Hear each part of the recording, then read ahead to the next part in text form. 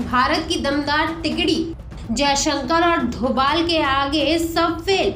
इस तिकड़ी के आगे झुकी पूरी दुनिया। मोदी की कमाल टीम। भारत की विदेश नीति का इस वक्त दुनिया भी लोहा मान रही है। यूक्रेन युद्ध में भारत ने जो कूटनीतिक रुख अपनाया उसकी तारीफ अमेरिका से लेकर फ्रांस जैसे देश तक कर रहे हैं। पीएम मोदी की सरकार इस वक्त गुटनिरपेक्ष रहते हुए देश के हित के हिसाब से फैसले ले रही है। भारतीय कूटनीति को धार देने में कई किरदार अहम हैं। G20 की बैठक में पीएम मोदी, विदेश मंत्री एस जयशंकर और राष्ट्रीय सुरक्षा सलाहकार अजीत डोभाल की ये तस्वीर देश की विदेश नीति को बयां करने वाली है। अमेरिकी राष्ट्रपति बाइडेन के साथ पीएम मोदी हाल के दिनों में भारत और अमेरिकी रिश्तों में जोरदार गर्माहट देखने को मिल रही है। यहाँ तक कि चीन के साथ तनातनी के वक्त अमेरिका ने ड्रैगन को चेतावनी तक दे डाली थी और अब ये ड्रैगन भी भारत के शेर नरेंद्र मोदी के आगे झुक गया है। G20 के दौरान पीएम मोदी ने दूसरे देशों के राजनयिकों से जो कुछ सेकंड्स की मुलाकात की वो काफ़ी है ये बताने के लिए कि भारत कहां से कहां तक पहुंच गया है। कभी पीएम मोदी महाशक्ति कहलाए जाने वाले अमेरिका के राष्ट्रपति बाइडेन से ऐसे कान में गुफ्तगू करते नजर आते हैं मानो दो जिगरी दोस्त किसी मजेदार टॉपिक पर बात कर रहे हैं। बाद में दोनों नेताओं के बीच उभरती प्रौद्योगिकियों, एडवांस कंप्यूटिंग, कृत्रिम बुद्धिमत्ता जैसे क्षेत्रों में मजबूत होते सहयोग समेत भारत अमेरिका रणनीतिक साझेदारी की समीक्षा होती है। इसके अलावा पीएम ने दुनिया के कई नेताओं के साथ द्विपक्षीय बैठकें की।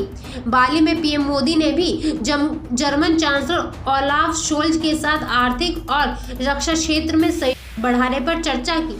तो जिनपिंग के साथ पीएम मोदी की मुलाकात ये बताती है कि ये दोनों ही दुश्मन अब दोस्त बनने की दहलीज पर खड़े हैं।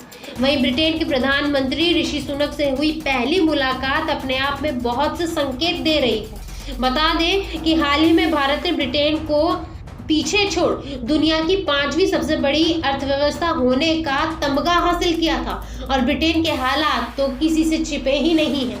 पिछले कुछ समय में इंग्लैंड और भारत के बीच रिश्तों में नरमी और गरमाई दोनों देखने को मिली। अब भारतीय मूल के ऋषि सुनक ने पीएम बनने के बाद दोनों देशों के रिश्ते और बेहतर होने की उम्मीद भी जताई है। फ्रांस के राष्ट्रपति इमैनुअल मैक्रोन और पीएम मोदी की दोस्ती तो दुनिया जानती है। जब ये दो जिगरी मिलते हैं तो इन्हें देखकर ये बिल्कुल नहीं लगता है कि ये दोनों अलग अलग देशों से हैं। इन्हें साथ देखकर तो यही लगता है मानो बचपन के दो दोस्त मिल गए हों। यही वजह है कि फ्रांस और भारत के बीच राजनयिक और कूटनीतिक रिश्ते काफी मजबूत रहे हैं। इंडोनेशिया के राष्ट्रपति जोको विदोदो ने तो खुद पीएम मोदी का स्वागत किया। G20 सम्मेलन की अध्यक्षता इस बार तो इंडोनेशिया ने की थी, लेकिन अगले साल होने वाले इस समिट की मेजबानी भारत करेगा। अब सवाल उठता है कि प्रधानमंत्री नरेंद्र मोदी के 45 घंटे में की गई 20 मुलाकातों और ताबड़तोड़ बैठकों से क्या मिला, या कहें कि पीएम मोदी के इस दौरे से भारत को क्या हासिल हुआ। चलिए आपको इन मुलाकातों के अलग अलग पहलू बताते हैं, जिससे आपको ये अंदाजा हो जाएगा कि भारत के 3 लोगों ने इस वक्त दुनिया में भारत की छवि को कैसे बदल दिया है। और वो 3 लोग कोई और नहीं बल्कि खुद पीएम मोदी, देश के रक्षा मंत्री जयशंकर और NSA अजीत डोभाल है। G20 में इस तिगड़ी ने दुनिया के सामने भारत की एक ऐसी छवि रखी है कि दुनिया अब भारत को हल्के में लेने की गलती नहीं करती। ये तिकड़ी किसी भी दुश्मन को मात दे सकती है, फिर चाहे वो उसके शब्द हो या उसके हथियार। G20 के मंच से भारत का दुनिया को संदेश।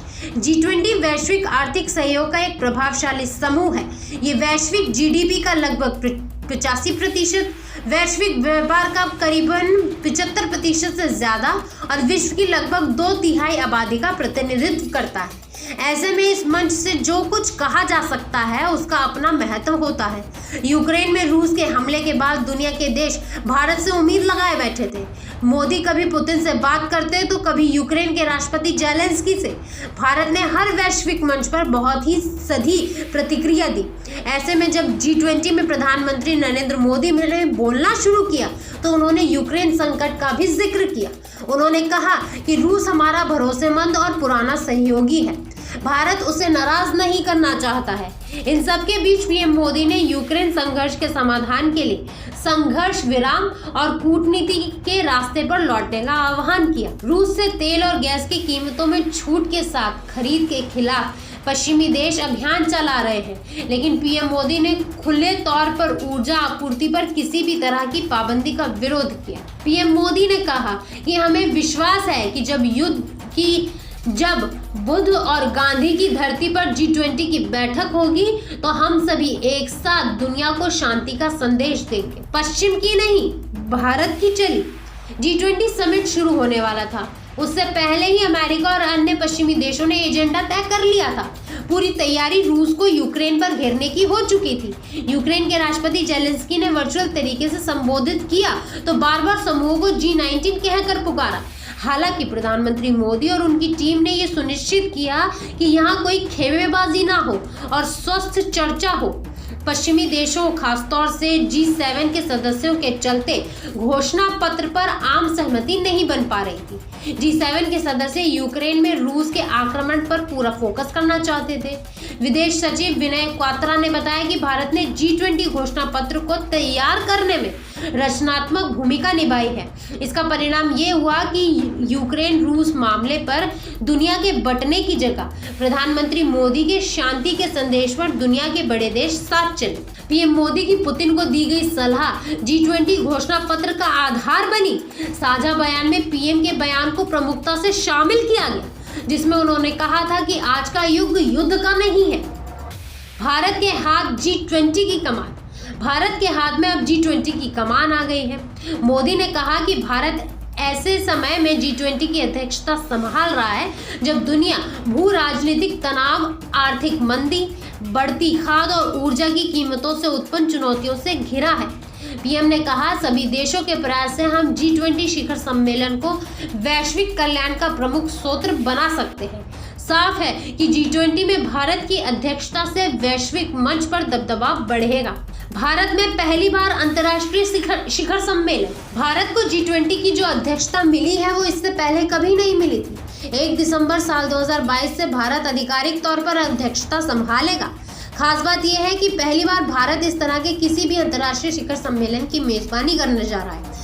नई दिल्ली 9 और 10 दिसंबर साल 2023 को शिखर सम्मेलन के लिए G20 नेताओं की मेजबानी करेगी। भारत का इस तरह से दुनिया का नेतृत्व करना और पहली बार इस तरह के इस सम्मेलन की मेजबानी करना साफ संदेश दे रहा है कि भारत अब ताकत से डरता नहीं है, बल्कि खुद भी ताकत रखता है किसी भी देश को ये बताने की कि हम किसी से कम नहीं। दुनिया का नेतृत्व कर रहा भारत। जानकार लोगों का कहना है कि इस मंच पर भारत अपने सकारात्मक और रचनात्मक नजरिए के जरिए एक समाधान सुझाने वाला और आम सहमति बनाने वाले वैश्विक नेतृत्व करने वाले देशों के तौर पर काम कर रहा है, जिसने रूस और अमेरिका के नेतृत्व वाले पश्चिमी देशों के बीच की खाई पाटने में मदद की। यही वजह है कि G20 नेताओं ने यूक्रेन युद्ध पर प्रधानमंत्री मोदी के संदेश को स्वीकारा